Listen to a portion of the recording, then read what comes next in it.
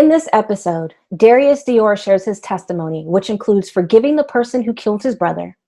We also talk about segregated churches and the church being silent when it comes to race relations. Additionally, Darius breaks down Children of the Lion, Jameelah, Cleaning Time, and Grace is Power in the 4-song breakdown. I am Jameelah Brown, and this is Sound Seekers Presents Testimony, a Musician Story. I was born in Bedford-Stuyvesant, Brooklyn, New York, on Clifton Place between Bedford and Nostrand in 1986. I was the third child of my 38-year-old mother at the time, my 40-year-old dad. My brother was 14. My sister was 18. Oh, wow. So I had brother and sister as mommy and daddy. Okay. Right. So it sounds like you were the oops child. I was the oops child. I was definitely the oops child. And so my mom and dad were always like my grandparents, but they were always working, and my brother and sister were just they matched what my friends' parents looked like. Yeah. Okay. So yeah. So that's where my childhood started out. Does that mean that you have a sibling type relationship with your siblings now as an adult, or is it still kind of like a parental relationship? You know what? I have to say, as a child and even as an adult, it was still a very sibling type relationship. Almost to the point that, because we all call mommy and we all call daddy daddy, so it was just Yeah, you had it was no way that I could escape that okay. relationship being brother and sister. Okay. Yeah. And did you grow up in a Christian household? Yes, my I was probably the only kid on the block that went to service on Sunday, but couldn't go outside with my friends because we were going back to church for second service on Sunday. So definitely like a deacon's son, okay, right? But a deacon's baby son. I came up in a faith apostolic church, so it was very family oriented. There's pictures of me that when I was a kid, because then in Queens, we went to church in Queens, so it was really, really like family. You know what I mean? So we were always together a lot. But yes, okay. Most definitely, my mom was an evangelist, or is an evangelist, and my father was a deacon. Before he passed, and he became a minister too. But yeah, definitely did. Definitely did. Okay. And so you were born in Brooklyn, went to church in Queens, or did you move to Queens and live there as well? I went to church in Queens. Okay. Went to church in Queens. Then at let me see, in '94, so I was 8, maybe 7 or 8. My grandmother, my mom's mom, was diagnosed with cancer. She was in her 80s. Mm-hmm. And my mom took me and moved here down to South Carolina when I was about 9 years old. Okay. To take care of my grandmother here in South Carolina when she was dying of cancer. Okay. And so my grandmother had 9 girls and 3 boys, here in Somerset, South Carolina. And then, my mom was one of the youngest and one of the ones that decided, I'm going to go down south and I'm going to take care of mom, but I got to take my baby with me. Okay. So my sister, my brother, and my dad, they stayed in New York, and then I moved here and just distraught and turmoil, separation anxiety, yeah, sure. just dealing with a whole lot at a young age at that time. And did you stay there? Have you been? You guys stay there? How does that work? So I stayed there. I stayed here. Here, yeah. I stayed here in South Carolina. I hated it. Shortly after my grandmother died in '96, my brother was murdered by a very close friend of the family that lived in our house in Brooklyn. So, like, my mom is very much so like, she was able to retire. Her job offered for her because she was down here so long taking care of my grandmother. And then, this event happened where my brother was murdered by a very close friend of the family, which I wrote about in my album. And we'll get to and that. then, yeah. And so in 1996, after my grandmother died, my brother was suddenly 23 years old, killed while my mom and I were down south. And it wasn't like in the street or anybody. It was literally somebody that we considered family that we love. Yeah. And your sister, so your sister and your dad then are still in New York? Are still there. My sister's there. My dad's there. When this happened, it all happened while they were at work. So the people who weren't working, which were the younger people, like, the cousins and the friends, my brother, things were going on, in the street, in terms of just like, beef and, where you live and who's, and so people were like kind of like freeloading. My sister was trying to take the adult role of managing the house because my mom wasn't there. My dad did construction. He was always gone, very laid back, nonchalant. And so it got really chaotic when my mom left. My mom, like that kind of mom where it's like, she regulates, without it, easily. So, so I stayed there. I stayed in South Carolina, but then my brother was killed shortly after that. So did your sister and your dad ever end up coming to South Carolina then? No, my sister, she had a nervous breakdown, and because the day that my brother was killed, it was on her birthday. Oh, and my so gosh. he was actually on the way to go get a cake, and my sister and my brother were in cahoots about, because this person that's a friend of the family was my cousin Tanisha's little friends from down the block. So if my sister's like 22 or 23 or 20, like 26 or 27, then my cousin's like maybe 18 or 19 or something like that. So that was the dynamic of the relationship. All of the people were younger than my brother and sister, but it was on her birthday, and so she when the event happened, the funeral was down south because my brother went to high school down in South Carolina too. Okay. So it was a thing to send the kids down to South Carolina, so that they wouldn't have to grow up in the street. So because everybody, because everybody came from South Carolina and moved to the city, to all the brothers and sisters took care of each other and their kids, and it was kind of like a string thing, that they did, but it was like a back and forth South Carolina to New York thing with the kids and the adults. So he ended up, he went to school down here, and so he lost his life at 23. It was super devastating because it was my cousin's friend that we loved, though, right? We loved her, and that made this happen. And my brother was kind of like, he adored me because I was his little brother. You know what I mean? And I adored him. He was like my superhero, like, so the age difference is 9 and 23, right? So I'm looking at him like he's everything that I want to be. You know what I mean? From the way he talks, the way he walks. And so at an early age, I experienced a lot of trauma from, first of all, my grandmother, losing my grandmother. Not even, that was I met her when she was sick and dying.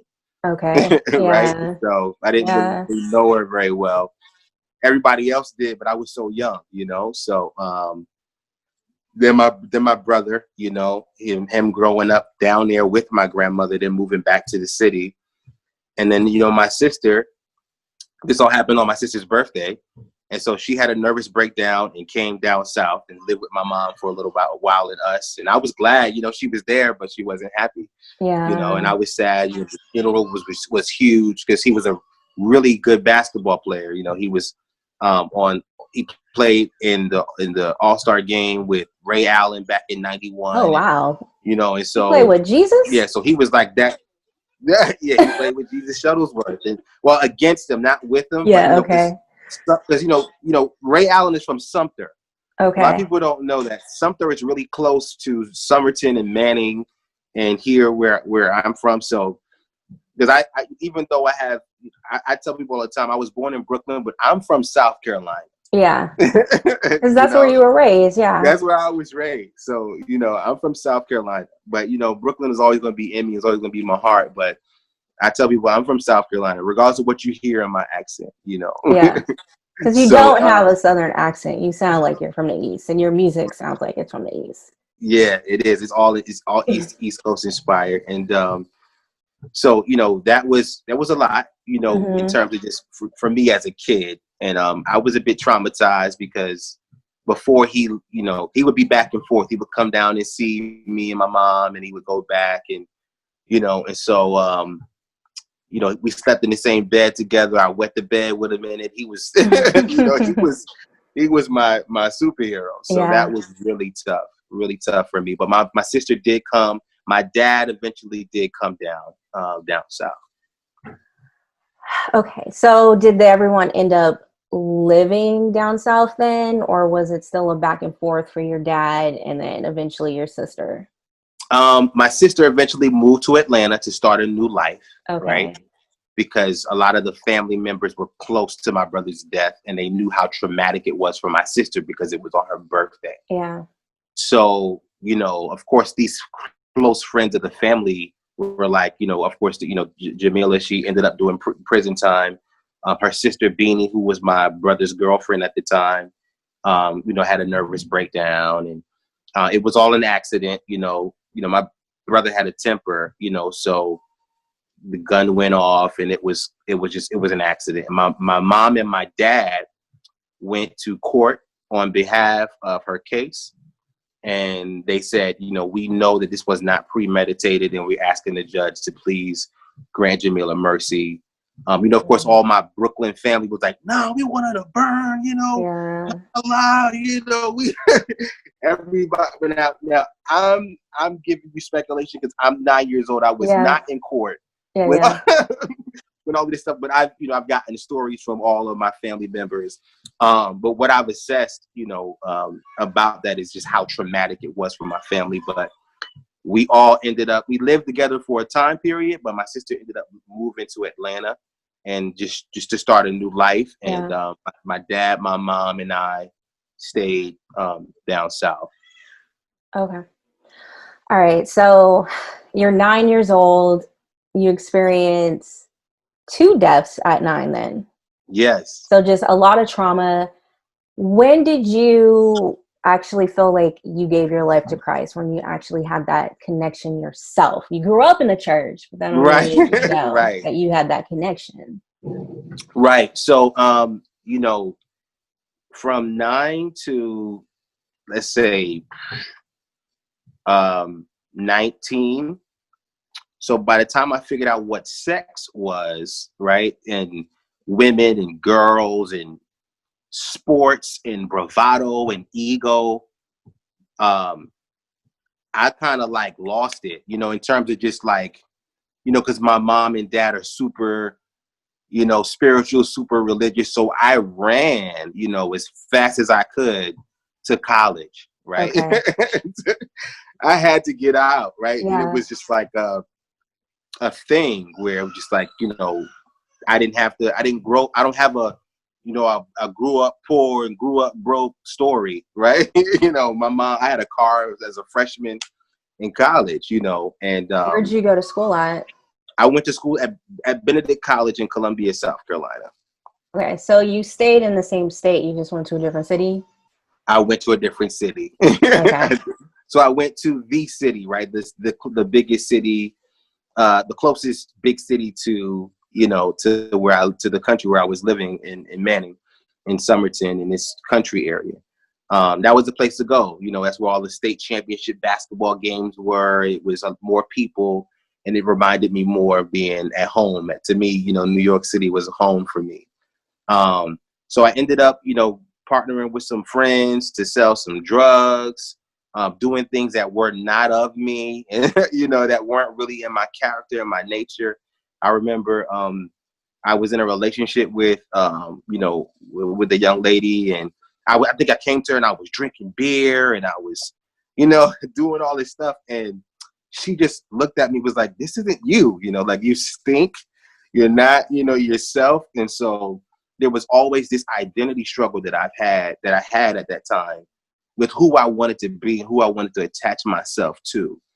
And so by the time I was 19, a freshman in college, I went to go do pick up some drugs. I had like 3 friends with me.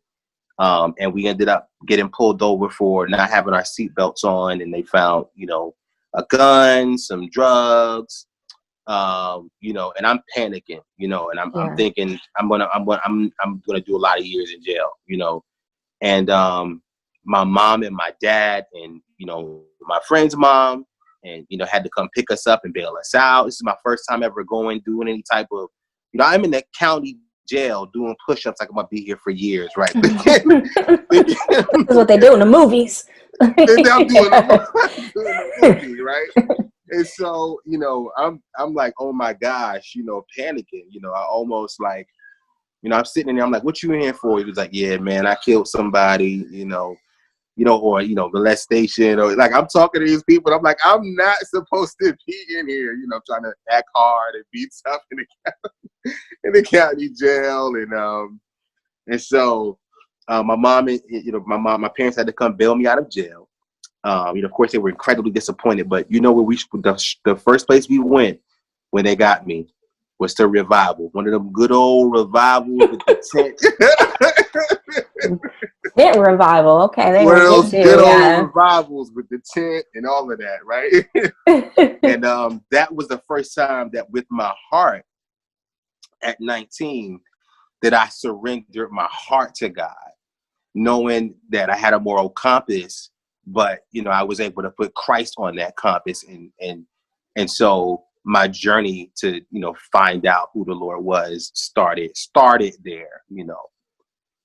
Well, that'll do it. I mean, you come straight out of county to a revival, a tent revival at that. My parents took me straight to Revival. Well, it sounds like they did the right thing. Yeah, most definitely. Okay. So 19, you have this connection, and you're still in college though.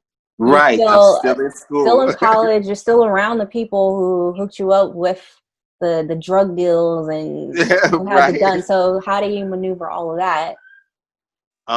So at this point, I'm going to school. For teaching, right? So I'm hoping to get the Call Me Mr. Program grant, and I've done a whole semester, trying to get ready to be a teacher.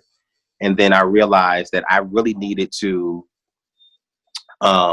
get focused about school and what I really want. So many students were there, and I knew when I was there, I had no idea what I was doing, what I wanted to do, and I wasn't really fully engaged in my education. So because I knew that I had let my parents down, I was determined to just get on a path and go and make sure that I graduated. I became the first child of my parents' 3 to graduate from college.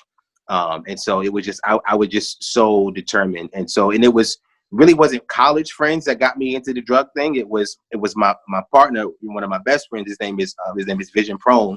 And he's on he's on the EP that I did before I put this album out. We did a joint EP together. But he was actually the person that got me into the whole drug thing. But then he was also the person, because he had the same revelation. He was at the same revival, that night. We were together, partner in crime. And he was just like, yo, I just heard this cat named Bizzle, man.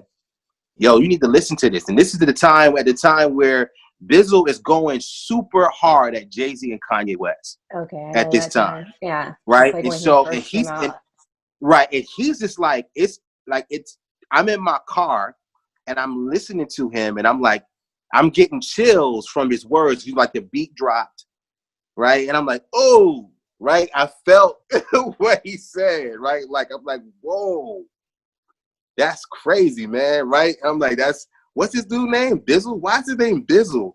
Why would he, right? Like, like, and so at that point, I think sometime after that, he was just like, yo, man, I think I'm about to just start doing gospel rap. Because before this moment, we were just doing mixtapes and doing our little street thug culture rap. We trying to have a little South Carolina gang, team majors, whatever, right? So it wasn't really purpose driven and purpose filled. It was just really egotistical. And at that point, I just kind of navigated into a different mindset. Because for me, I'm a writer at heart, right? I'm a writer at heart. And so although I didn't have the knowledge and the wisdom of God, right, and I wasn't really seeking God at that time, although I had given my life to the Lord, I just put together a mixtape, and it was called Politics and Religion. Because my friend, mind you, he had told me he was going to start doing it. But by the time he could think about getting it done, I had already had a whole mixtape, right? Now, mind you, he's been going to church and he's been, in the Lord a little bit longer, in terms of just seeking God, you know what I mean? And he listened to my tape. He was like, yo, you don't even know what you're saying in here. And on the like, because they knew that at the time, my energy, my mindset didn't match what the art was really saying. Like, he was like, you talk to me, when I'm listening to this mixtape, I'm listening to a totally different person than that's sitting in front of me, right? Was what my friends Yeah. is what my friends were saying to me at that time, and I was a little appalled with it. And I'm a really competitive person, and so I was like, listen, like, I got what you mean. I know the word, and so a lot of the things that I was saying were things that I heard, things that I had seen. And so it was kind of innate. And that's kind of how I transitioned from trying to be in the street to being a kingdom music artist. Wow. That's awesome. So your friend's like, I was the one supposed to be making music about Jesus. Like, how did this happen? Okay. Right. Okay. So now you're an adult. Yes. So somewhere in between there, I'm assuming you graduate, you get married, Yes. you Yes. have at least a son. I don't know if you have any more. Yes, I have a son. Right. So I graduated from college. I met my wife in college. She was Miss Benjamin at the time. Of course, I was Jody, the rebound. She had, my wife is beautiful. She's, she's amazing. And so I know that, her, the inception of our relationship, things, we didn't really have a solid foundation, but our son came from our relationship, right? And Okay. so, and that's before I graduated. Before I graduated college, here he is now. I'm on a call. I'm gonna come downstairs in a minute. Okay. All right. So he, my son is, but this is my senior year, and Obama is, Oh, wait, he's sorry. If you could being say that inaugurated. again, because it kind of got glitchy. So you were Okay, talking I'm about your sorry. son. Just start over, yeah. Yeah. So my son, I met my wife, and then my son was born. Close the door, man. My son was born while I was still in college. Obama's being inaugurated. It's like, it's a glorious time, right? Okay. Yeah. It's a glorious time. I'm actually about to graduate, 5th year, mass communications. My mom's like, are you really going to graduate? I'm like, yes, please come. Right. Because I was, so excited. And my wife, and I met in school. We had a son and graduated, and we eloped, because we weren't, our families weren't, necessarily fans, or that's more so, my immediate family was just like, who is this girl and what does she want and where, so it was just like really not safe for me to like create an environment where we were preparing a wedding. It was just really unsafe at that time. So we eloped and we got together. We weren't really 100% fully ready to be adults. We were 22, right? But we had a son, and I was in my mind like, if it doesn't work out, it doesn't work out. I'm just going to take a leap of faith. I love this woman. I don't know. She's the mother of my son. I'm not going to let her be a baby mother, she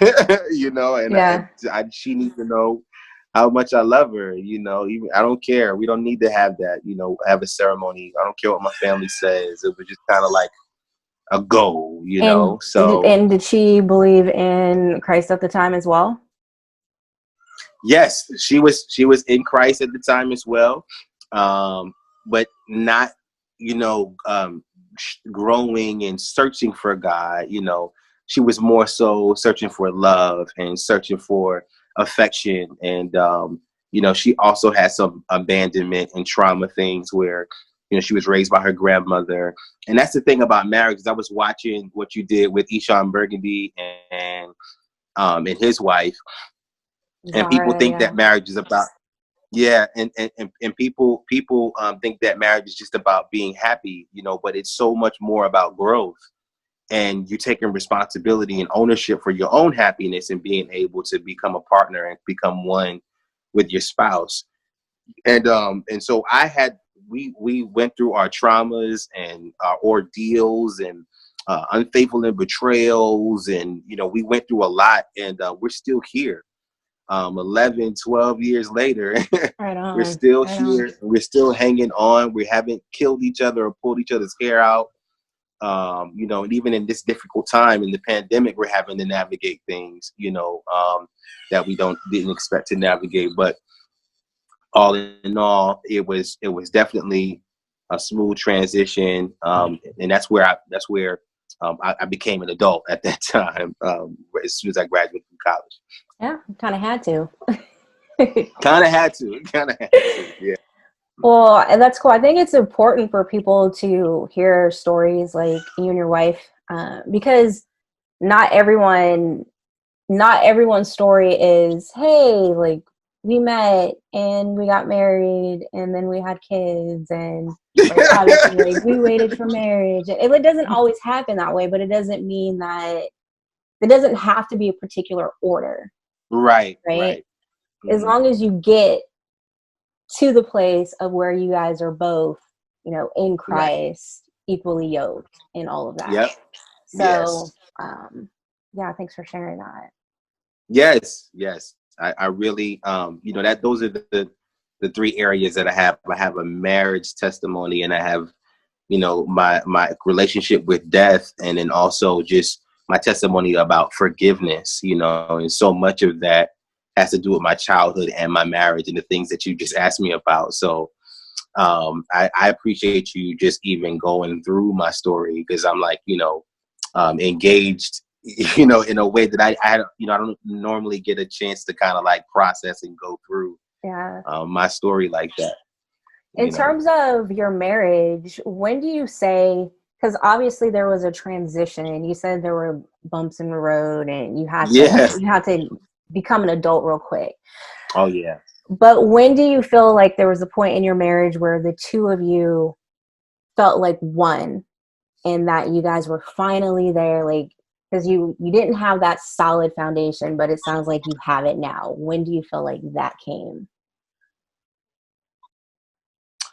When that was a transitional thing, right? Because it was a gradual thing, right? And so when you get to a place where you have to understand that not only do you have you married this person, but you've married their history, everything that has happened to them before they met you.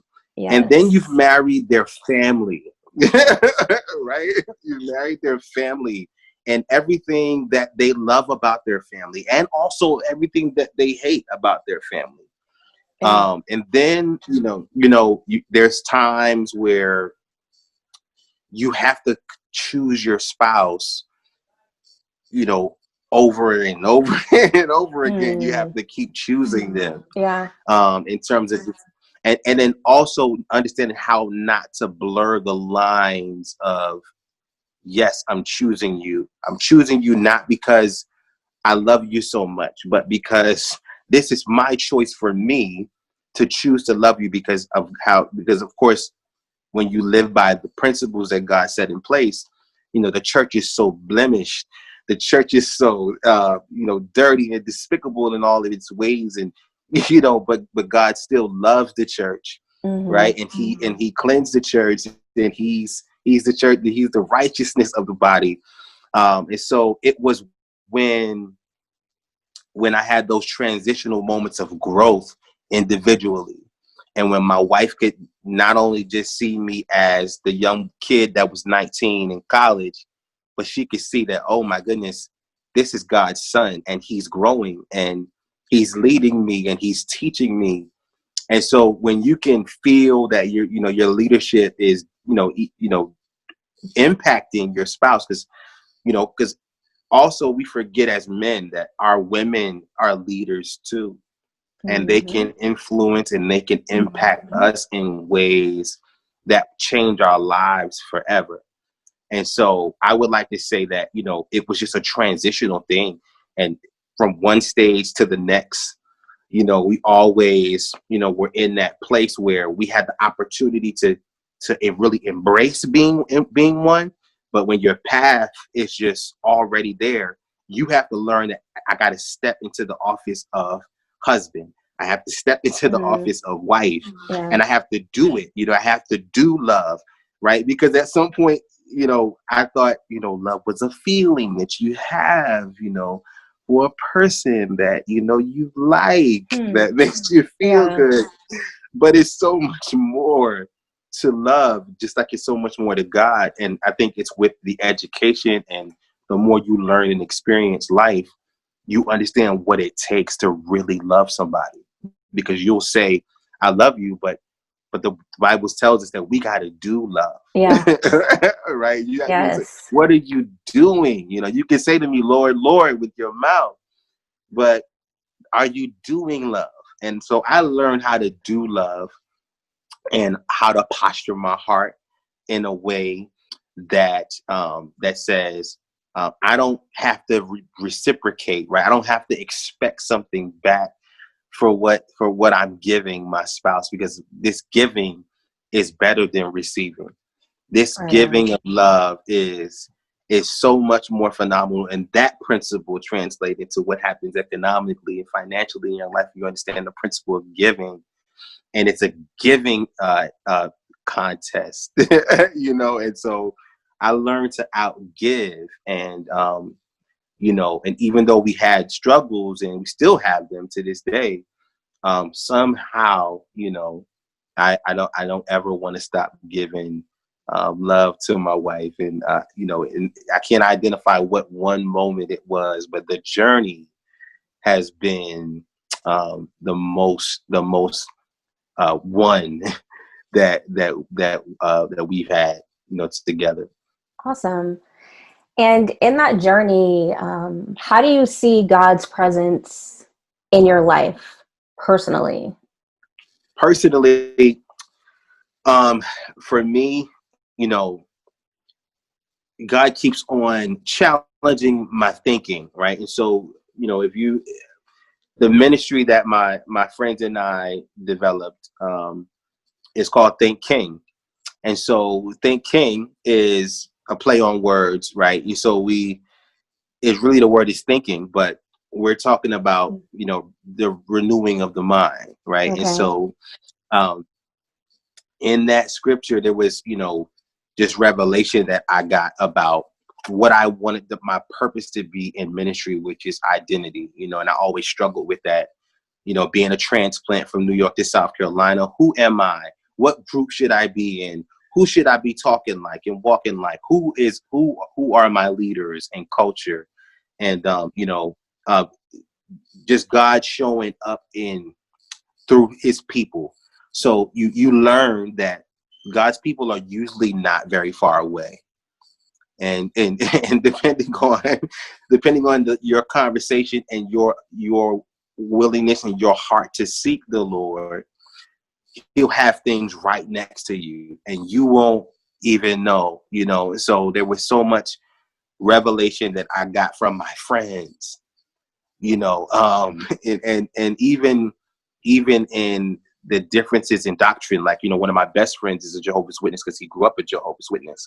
And so just God showing me through my friends and my interactions, first specifically with my family, right? Because I had to learn how to forgive my family for the apologies that I wasn't going to get from them, right? And then I had to learn how to forgive my wife.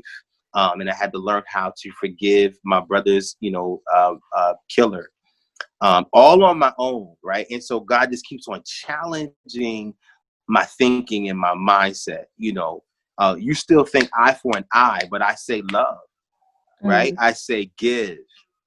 And so, because we know that culture and society teaches us to think opposite, in the Old Testament way.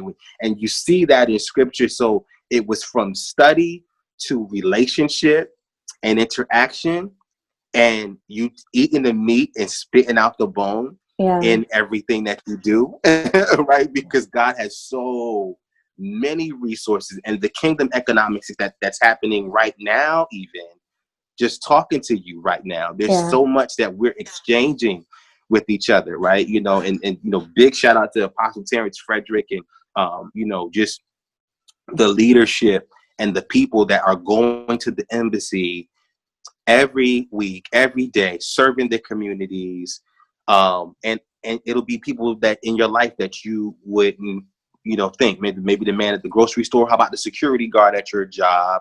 He's a devout minister of the gospel, right? You see him every day, and it's just things like that. God just shows up in people in my life, and that's just how I've been able to experience him. Yeah. Awesome. God shows up in people in your life. I definitely can relate to that as well. Yeah. Definitely. All right. So let's move into the music. Okay. Okay. So we have a segment called the 4-song breakdown. And it's where the artist raps or recites a verse and discusses the song. So for you, I had asked if you can do Children of the Lion, Jameelah. And I just last minute I added Jameelah, cleaning time. Yeah, cleaning time. And then if you have a 4th song of your choice that you would like to do, you can do that. So cool. Yeah. So the first one. Yeah, Children of the Lion. So the first one was Children of the Lion. Okay. And so you just wanted me to just recite one of the verses, or all three, or both of them? Just do a verse. Choose a verse. A verse that you want to do. Okay.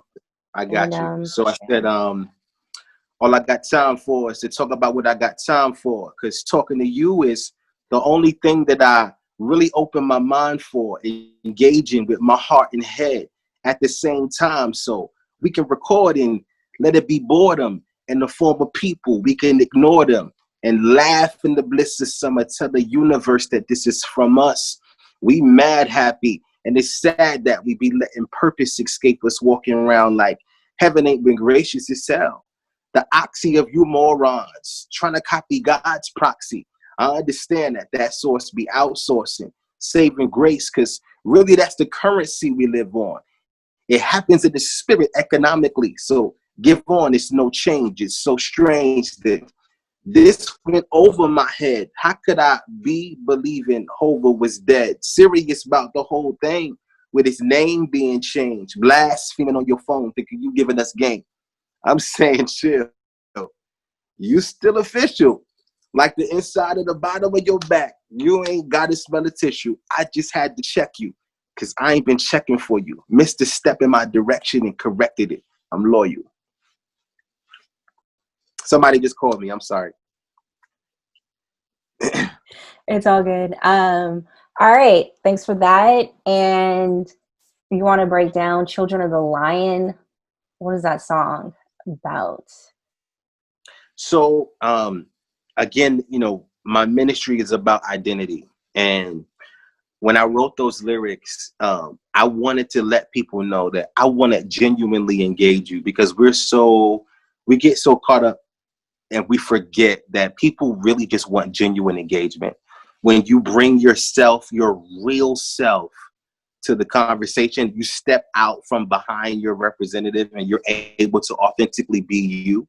Yeah. Right. Because because I've been working for Verizon Wireless since I graduated from college. God bless my wife. Right. I was shooting pictures and doing photography before I did that. And she was like, Darius, you need a job with some benefits, right? And I said, no, I don't want to do that. I want to rap. Right. So, but Verizon Wireless is an amazing company. I've been there for over 10 years. They've afforded me so much in my life. Love that company. But the point that I'm making is I learned how to not be the representative, right? And how to be myself. And so that means with anything that I'm doing, I'm still holy. I'm still the same person, right? And so for a long time, I picked up a bad habit of being one person when I'm with this group, another person when I'm with this group, and another person when I'm with another group. So when I say all I got time for is to talk about what I got time for, because talking to you is the only thing that I really open my mind for, engaging with my heart and head, because people engage with their head, but not with their heart, or engage with their heart and not with their head. But you got to engage both so that your connection can be genuine. Sorry, And if you so, can repeat that line and one that more means, time, just because of the connection about engaging oh, both. Yeah. okay. I'm sorry. So that's engaging with a lot of times we engage with our head and not our heart, or engage with our heart and not our head. And we miss genuinely connecting with people because we don't know who we are. Yeah. And we're still trying to figure it out. So I'm letting people know we're children of the lion and we're warring in the spirit, right? The devil is a liar. He don't want you believing. We children of the lion, be healed and receive him. So we're royalty, children of the lion. And if God is a king, then that means we're his royal family and we're his children. So just reminding people who they are and how valuable they are, and that it's okay for them to be flawed and to be themselves in every set atmosphere and setting and environment. Right on. All right. And we already kind of touched a little bit on the subject, but we can go deeper now if you can do a verse from Jameelah. Okay. See, she was a friend of the family, like a sister or a daughter is what you would call her. And her father died for Allah, and she took a shahada. Byproduct lifting a God up, her sister was Beanie. And my brother was a lover whenever she seen me. I was up under my mother, Tanisha, my cousin. But they were close enough to joke with us. But you was good if you broke it up and smoked the Dutch. I'm talking 5 to 6 when I'm describing this and Stuyvesant. By the time I was 10, I'm in Carolina trying to blend. She came to see me by the heater watching TV, and her watching my niece and me peacefully was a recent thing. And we wasn't concerned with who she was serving, the beast, the king. Shower the baby. We were the people that she really loved. I would embrace her. When I seen her, we would really hug. She was a diamond, a sign from a different time. When my mother's mother passed, death decided to align. And so I told the story of my childhood and what happened to my brother within those 16 bars. And I'm so glad that you asked me about that record, because I just explained it to you all that time ago. So yeah, that's my story in Brooklyn. And Jameelah was really close. She even came to South Carolina to my grandmother's house, before my grandmother died, or maybe some time after she died. And so that's how close to the family she was. She watched TV with me by the heater. My niece was maybe like 2 or 3 at the time, my sister's daughter, right? Okay. So we're like 6 years apart, right? And so, and even when I was in New York, she had a stillborn daughter. So even when I was like 5 or 6, my sister was 9 months pregnant, and she lost a baby the day she went into labor. You know, the baby was born dead. So that was a traumatizing thing for her. And then my brother happens, you know, Gosh. and Yeah. so it was The really heavy. breakdown is understandable. Yeah. Yeah. So it's really heavy on her. So, but yeah, that was the story at the beginning. Now, Jameelah, did she date your brother? No, her sister dated my brother. Okay. Her And sister Beanie dated my brother. okay. And then as far as forgiveness, Yes. how do you go about forgiving someone who essentially murdered your brother? You know, trauma is a very tricky thing, right? Trauma will live in your heart and your head for years and and it will be impacting your body. You have no idea on so many different levels, right? And so I realized that every March 20th on my sister's birthday, I would like take a day off, just sit outside, and I can't function. I can't do anything. This is a sad day. I need to call my sister, and I would get into these funks. And of course, when it happened, I was 9, and Facebook, with its amazing self, suggested a friend, and it was Jameelah Harrison. Oh my goodness, here she is. Let me add her. Hello, how are Facebook you? and their It's been 20 years. suggestions. Facebook and the suggestions, right? And so, you know, I just was like, you know what? I know my family still hates you, but you know, because I'm in Christ and because I know that this is something that's for me and not for you, I'm going to go ahead, and I know that you're remorseful about what you did. So I'm not even going to ask you, you know, do you feel bad for killing my brother? I'm going to call you. I'm going to reach out and ask, hey, this is Darius. How are you? Oh, hi, Darius. Here's my number. Call me. She calls me. Hey, Jameelah, what's going on? I know it's been a long time. I know what happened a very long time ago. And I just wanted to let you know that, you know, I love you and I forgive you. And she just began to break down and cry on the phone, you know. And she was just like, Darius, I'm so sorry. You know, I mean, I could tell that it was a weight that came up off of me, but it was more so much of a weight that came off of her. You know what I mean? And it reminded me that forgiveness is so much and so essential for you, but it's so glorious when it's given to the remorseful. Mm. And Yeah. you get so much back when, you know, you got to be careful about who you forgive, because some people don't care, right? Yeah. That can hurt you, right? Some Yeah. people can't get in touch with your pain, right? And so just to answer your question about how you do that, you know, you got to be courageous. You got to take this. You got to say, you know what? I may not even get a remorseful response, but for me, because I want to let this go and release this person, I'm going to take a chance. And in that, you need to be encouraged that God is going to bless you, because the remorse is going to pour out of that person. Yeah. And it's going to bless you back. And you just, in the kingdom economics, will just be going, and, you know, you just be so glad that you made that exchange with the person that you made that exchange with. So you got to be courageous. That's how you do that. You got to be courageous. Yeah. That's that was deep. I liked how you worded all of that. That was dope. Yeah. But being courageous, that I guess I haven't really looked at it that way, but because forgiveness, you have to be strong and, like you said, courageous. Like, it's not simple to just forgive. It's not. It's not. So, it's not. It's okay. really not. You'll be So, mad for mad's sake. and how long ago was this when you forgave her? This was in 2016. So it wasn't that So long that's ago then.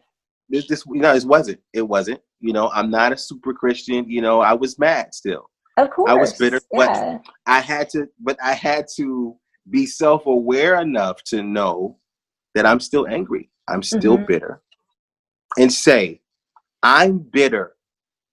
I'm bitter. I'm bitter. Oh God, Yeah. save me. Give me the strength. Give me the power to come out of my bitterness. Right? And the word says, go to your brother who you have an art with, who you were offended by. Right? And that's what I did, and it freed me from so much. Man, freed me. And Jameelah, there's actual audio of a conversation with you and her at the end of the track, right? Beginning and end, I believe. No, well, that's the audio is a conversation between me and her sister. Okay, that's Speedy. So her sister was in a relationship with my brother. Got it. Okay. And what you'll hear her, okay.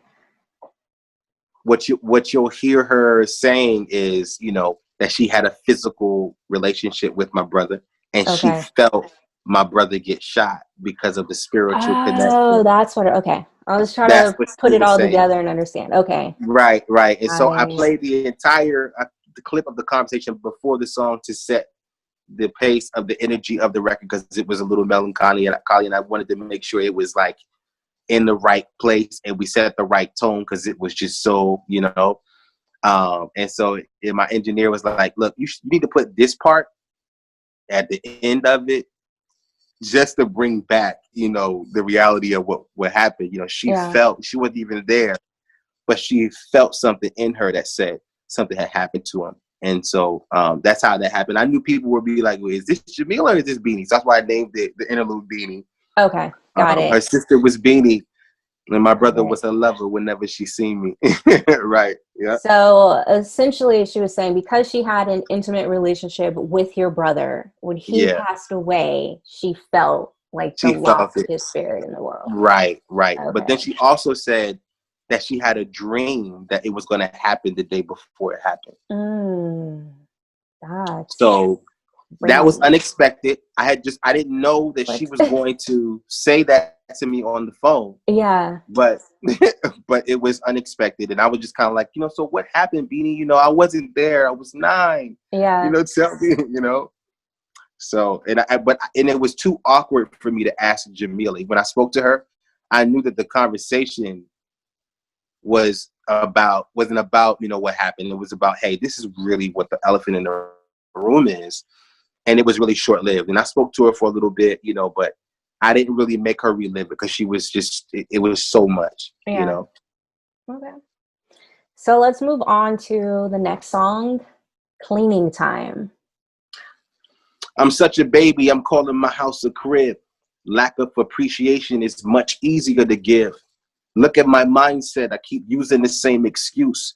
Mentally off the tree, but I don't understand the noose. If my neck and your neck is the same, we should exchange. I believe if we keep it the same, it never changes. But the more things change, the more they stay the same, is what they're saying.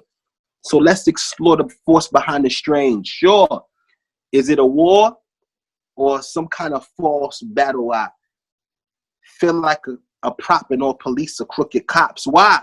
They want to pop me. That's exactly why they watch me. Or is it my mindset is just a carbon copy? Or am I playing in the what's a part of the plan? More glory for the lamb. Is my demise the demand? Am I the stock that my social really says? Does this modern day society really give me an edge? Am I supposed to be excited for politics of violence? Should I glory in the truth about the church and all its silence? Look at the black man with his big black beard. You're a victim of white supremacy, and nobody cares.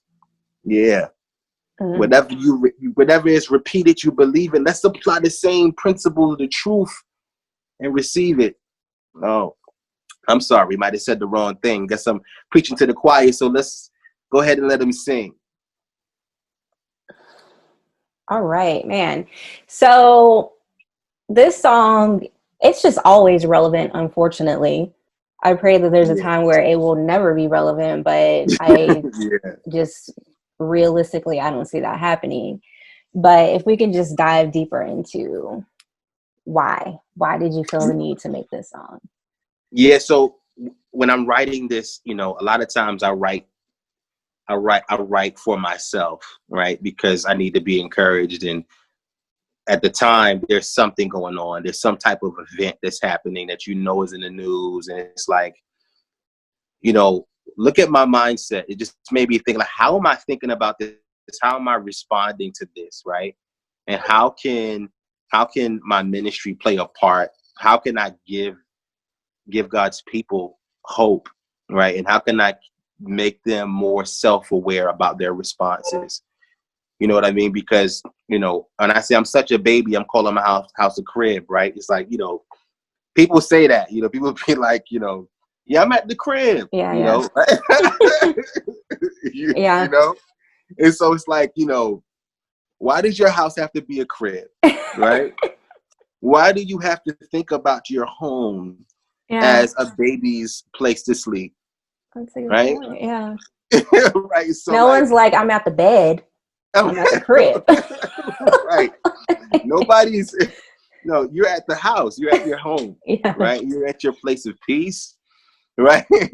Right. Like let's elevate our thinking, right? Going back to the ministry, thinking kingdom, right? And Hmm. thinking kingship, you know, and it's instead of, you know, what's up, you know, my G, or, you know, whatever, right? You know, I always greet people, you know, peace, queen, peace, okay? Right? Because I want you to understand that this is royalty, right? Especially if you're in Christ and you're a citizen of the kingdom, I have to identify you as the royalty that you are. And you know, they get it over there in England, right? They get it. They get it. All of these ideas are God's ideas, right? You know, Hmm. the monarchy and, you know, and the royal family, right? And so when we're talking about the royal priesthood and our brothers and sisters in Christ who came from the loins of David, right? You know, these are the things that, you know, that we know, that we forget about manifesting. So, you know, all about manifesting culture, but at the same time impacting culture with your mindset, right? Being Yeah. wise as a serpent, as harmless as a dove. And so I felt the need to write it because of what was happening culturally, and then also to address those blurred lines of race, right? You know, especially when it comes to music, because people will listen to my music and look at me and then have a walk away from my conversation having a completely different perception of what everything that I represent. My big black beard, my brown skin, right? My East Coast tone. Now I have manifested a culture, and I've impacted a mindset that will impact the mindset that will impact the mindset and spark a love that's that's that's greater than I could even imagine, you know. And so Yeah. it's so much purpose in being yourself, because God needs you to be yourself. There's not enough people being authentic. Now, you also talk about the church pretty much kind of being silent when it comes to race relations. And Yeah, we have most recently Ahmaud Arbery, who was, you know, the gentleman in Georgia jogging in the neighborhood and got hunted down and murdered. Um, right. I it's still kind of fresh, so I can't really see what the church is doing, but it seems like it's pretty much like any other instance where Yeah, it's nothing is silence. really, yeah, It's silence. Yeah, but yeah, you know, but it's okay. Here's somebody has to speak, right? right. Someone has to say something. And like I said, those blurred lines. I grew up in a town called Summerton, South Carolina, and you know, Brown versus Board of Education and Briggs, you know, versus Elliott, Topeka, Kansas, and the bus. I mean, there's a white side of Hmm. town and white church, and then there's back up in the woods will be hold down Moses, the black people down in Hmm. the country, and that line will never be crossed, Mm. right? We'll never walk up in that chapel that's beautiful as it can be in Mhm. town near the stoplight, Yeah, right, yeah, and we won't ever be able to have that level of engagement and cross that blurred line, you know. And well, it's really not a blurred line, it's a straight line, yeah, okay, and so but yeah, it's a straight up clear line, you know. But yeah. I like to call it blurred line because I can definitely go to First Baptist Summerton First Baptist Church on First Street next to the stoplight and sit with Minister Daniel, who's been there for a lot of years, and his dad's been there. But we don't go there. Mm. We don't go there, and then we don't really impact and speak to the events that are happening in the world as the body in the way that we should, because of these lines that we have from a racial standpoint. As an artist, it's my responsibility as an artist because I see it. I'm responsible. Nina Simone says we're responsible, Yeah. to reflect the times, even if the times haven't changed. But do you think that it's your responsibility to go there to the church on First Street next to the stoplight? Or is it their responsibility to go up into the woods where the color folk Where they is? hold, Yeah. right. Like, Right. I think the responsibility is on both sides, right? Because the engagement needs to be genuine, like I said earlier. I need you to not see my black skin and perceive what my brain might manifest, right? And so sometimes we avoid conversations because of what unconscious bias. And sometimes I might see somebody and perceive and start assuming who they are, what they represent, and what our conversation is going to be like and feel like because of this underlying, backupness that we got going on. We want to avoid conversation. So not just going to the church, but when we're standing up in the store, when we're going through the grocery line, when we get pulled over, right? And what conversation, what engagement are we with as for officers as well as for people making citizens arrests? What does the engagement look like? Okay, because before you shoot me because you thought I was robbing somebody while I was jogging, did you just blow your horn and start speeding at me? Because I'm gonna start taking off too. I'm gonna just be scared and not know what's going on. But it's a way that we can do things to avoid people from being killed if our heart and our head was engaged at the same time, right? And we were able to have some type of body language communication, right, and genuine conversation that would avoid conflict and help limit and minimize conscious biases and unconscious biases. dope. Yeah. So it's both ways. It's Definitely. both ways. It's both ways. But somebody got to make the first step, right? Somebody got to make the first step. And the first step is saying it. Let's just say it, right? Let's just say it. I know you're afraid of me, right? I know it weirds you out. I know it's awkward to talk to me, but who cares? Hey, my name's Darius. How are you? Right on. Right? Yes. And step out from behind the person and into the conversation. Okay. And just be. Yeah. Well, let's move on to the fourth song, which if you have a song of choice you want to do. Yes. So the last record is called Grace is Power. And the name of my album is called Audio Grace because faith comes by hearing. And when we hear things like this medium here, and when we hear music, God can definitely step into your life and impact you in ways that you can't imagine because faith comes by hearing, and you hear the word, you believe the word, and it comes to life. Okay, it's grace in this audio. What I really mean is power. Every second, every minute, every hour is what we implore for. And sin against, in his senses, in his strength, we find exactly what we need to believe. Indeed, it's sort of egregious for me to be facetious and not apply what he teaches. Undoubtedly, I repent when my heart's harder than cement. Your defense in a prevent, but because we sin. We blitz when we see fit, because we pledge an allegiance to his peace in every season. And he gave us the keys that we needed to keep our enemies defeated. I need you to read it. I'm talking about that word you don't deserve. The grace we can't replace that really activates your faith. I'm in his face, so I can't even walk in on my ugly and profess nobody loves me. When his spirit moves and tugs me, you could judge me, but I could care less if they're impressed. I care more if they're invested in prayer more and staying pure, staying corrected for. Every revelation they ignored because I was in the way of what God was trying to say. I kind of prayed when I thought I really needed to see the truth. And then I saw he needed me to write so I could be a light to the world that he so loved. Or what? You thought this was a show, huh? I'm gonna break it down like it's protons with no blood.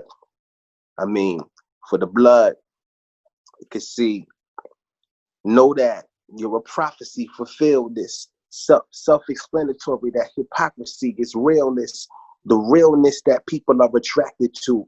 Even when it's fake, that's mistakenly attractive too. And when it hurts and we can still love, that's when we understand we don't exactly feel love. It's something that we do when we don't exactly feel love. This actual facts that ideas become drugs and we overdose. Really, we just comatose and bask. It's so serious. When do we ever find the time to laugh? I mean, honestly, let's talk about this person that you're trying to be. Still in the moment, so let's come out of photography and grow more. I see you got the seed, but you should sow more, but you kind of cheap. I want to see you investing your soul for the generation trying to speak, because nowadays just being conscious is kind of weak and obsolete. Peace. Nice, nice. And if you can break down the verse or the song, whatever you want to talk about. Yeah, the name of my album is called Audio Grace, and I named it Audio Grace because faith comes by hearing, and the grace that I talk about is not the grace that we mistake for mercy, but the grace that is the power of God. Right? It's by the grace of God I made it out of that accident. By the grace of God I made it out of that bad relationship. By the grace of God, I've been able to do all of these things with my life and experience all of these things, but it was really the power of God. And we know that our faith comes by hearing. And so when I listen to, or when I wrote this record, it was just to drive home the purpose and the point for me creating the album in the first place. I hope you enjoyed the episode. Please subscribe to our show. And if you really enjoy the content, please leave a review. It really does help with the ranking. For all things testimony, visit testimonystories.com. Until next time, I'm Jameelah Brown, the music lover constantly seeking positive music.